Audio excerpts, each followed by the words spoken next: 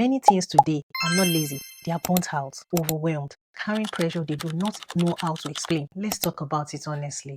Let me ask you an honest question as a parent. Have you ever shouted at your child, finished shouting, and then felt tired instead of being relieved? You raise your voice, they went quiet, and for a moment, you thought, good, at least they heard me. But nothing actually changed.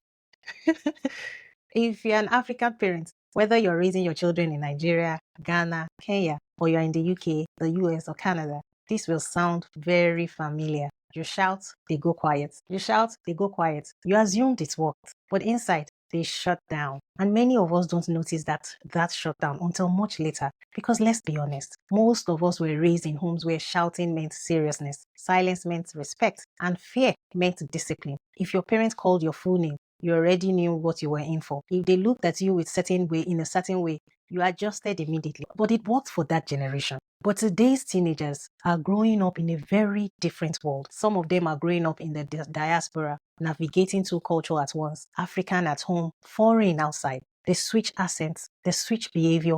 They're trying to please home expectation and survive foreign system. Others are growing up back home under academic pressure, constant comparison, and non-stop exposure to social media. Same African values, but different emotional realities. So when we shout today, it doesn't land the way it landed before. Not because you are a bad parent, but because teens' brain responds differently. When you shout, their brain does not hear instruction. It hears danger. Their body goes into defense mode. Logic shuts down. So what looks like stubbornness, what looks like disrespect, what looks like this child doesn't care is often emotional shutdown. Silence is not peace. Silence often means emotional withdrawal. And this is where many African parents get confused. Because we say, but my child is doing well in school. Yes, and that's very good. But let me say this gently.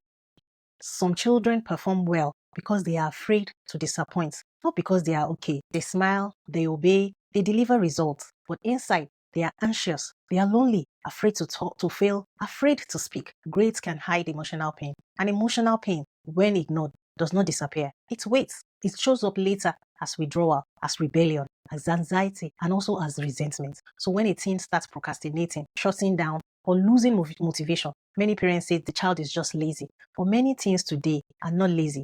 They are burnt out, overwhelmed, carrying pressure they do not know how to explain, especially immigrant children who silently believe if I fail the whole family. This is a very heavy weight for a young mind. And when there's issues of lying, let's talk about it honestly. Many teens do not lie because they are bad children. They lie because they are afraid of overreaction, afraid of disappointment, afraid of being misunderstood. If every mistake is met with shouting, lectures, or shame, honesty becomes unsafe. So the teens conclude it is better to hide it than to explain it. That's not rebellion. It is self-protection. And yet, as African parents, we value respect. And rightly so, we should be respected. But respect does not grow in fear. Respect grows in an environment of calm boundaries, clear expectations, and emotional safety. Respect is not forced. Respect that is modeled produces trust. When your teen feels heard, they are more likely to listen. So here is the mindset shift that we're going to try to work on. From I must control this child, let us use I must guide this child. Instead of shouting, lower your voice, speak clearly, set boundaries calmly, address behavior, not character.